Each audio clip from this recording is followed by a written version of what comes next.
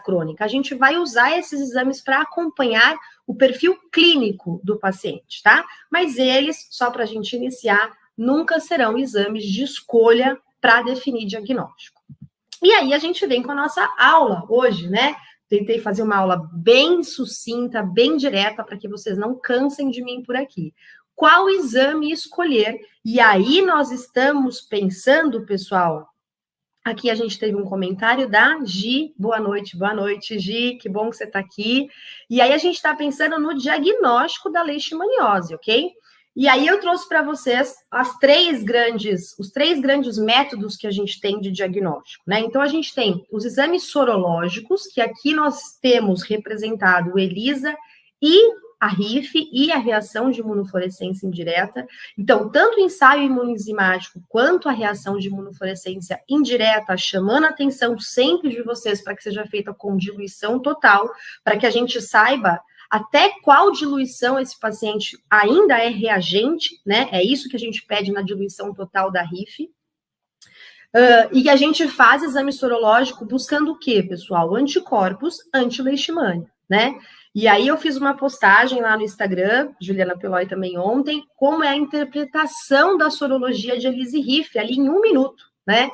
E ali a minha colocação, que abriram várias discussões no privado, no público, enfim, é para chamar a atenção de vocês uma visão única e exclusivamente clínica daquele paciente que você não vai ter dúvida do diagnóstico.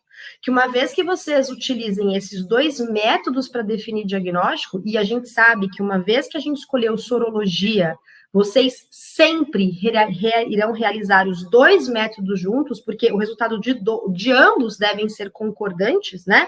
Para que a gente defina esse diagnóstico. Então, ele é um tipo de método legal, desde que eu interprete ele pensando que quanto mais reagente o paciente for, quanto maior a DO do paciente, quanto mais diluído esse exame é na RIF, ainda sendo reagente, mais certeza eu tenho do meu diagnóstico. E aí a visão é uma visão clínica, ok? Então, métodos sorológicos é uma forma da gente estabelecer diagnóstico. Se você tem dúvida em como interpretar esse exame, a gente também vai fazer uma live quinta-feira que você pode enviar sua dúvida para gente, mas para gente que é para mim, né? Mas tem essa postagenzinha bem simples explicando na rotina como que a gente interpreta isso e define, sem dúvida, o diagnóstico, ok? A gente ainda tem a metodologia dos parasitológicos. Aqui nós estamos buscando o quê, pessoal? Identificar as formas amastigotas do parasito, aquela forma que convive com o vertebrado, que é o cão, certo? Com o nosso mamífero aí, o cão. E aí eu posso identificar formas amastigotas de diferentes formas, né? Como a citologia, que é um exame padrão, que a gente sempre fala, faz a punção do linfonodo que esteja reativo. Não tem o linfonodo reativo, faz a punção da medula óssea. Tem algo de lesão cutânea no paciente, faça a citologia da lesão cutânea. Nós estamos buscando, por esse método, a forma mastigota do parasita, né? Tanto na citologia, como a gente referiu agora, como numa histopatologia, numa biópsia de tecido, também é possível, menos sensível, mas possível identificar as formas amastigotas, e na imunistoquímica, que vai fazer a imunomarcação, e vai ficar mais fácil de visualizar a forma mastigota no tecido, né? Mas muito mais sensível que o histopatológico, um outro tipo de método. Mas ambos, citologia, histopatologia e imunistoquímica, são agrupados aqui como os exames parasitológicos. Eu estou buscando o parasita, ok? E por último, a gente tem os métodos moleculares, que aqui é a PCR, que é a reação em cadeia da polimerase, que a gente vai buscar o quê? O DNA do parasito. Então, eu vou colher algum tipo de amostra que a gente sabe que, de forma geral, o sangue total não é uma boa amostra, né? Então, de repente, uma biópsia, uma punção de medula, a gente vai colher esse material e vai procurar naquele material o DNA do parasito. Todos esses métodos, pessoal, têm seus prós e contras, né? Então, a gente tem a sorologia, eu tenho que saber interpretar ela com valores altos para definir diagnóstico, porque baixos títulos não me concluem um diagnóstico a fim clínico, entende? Que eu consiga dizer assim, vou iniciar uma terapia, ou que eu vou fazer uma eutanásia, ou que eu vou acompanhar o paciente, né? Então, a sorologia tem que ser altos títulos para ser utilizada como único método de diagnóstico. O parasitológico, não tem dúvida, se eu vi o parasito, o meu diagnóstico está definido, né? Qual que é o grande problema do parasitológico? Às vezes, naquela amostra, eu não identificar a forma mastigota.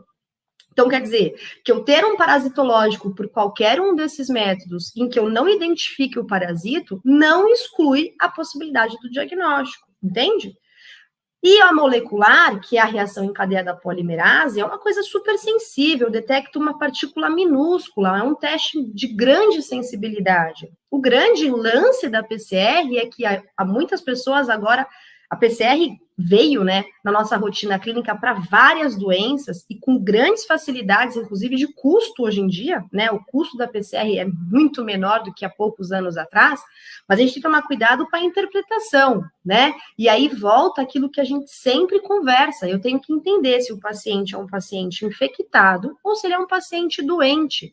Quer dizer, ter uma PCR com DNA detectável não vai condenar esse paciente a um tratamento, necessariamente, a menos que ele seja um paciente que tenha doença, que tenha sinais clínicos, que tenha aqueles exames de rotina com alterações laboratoriais.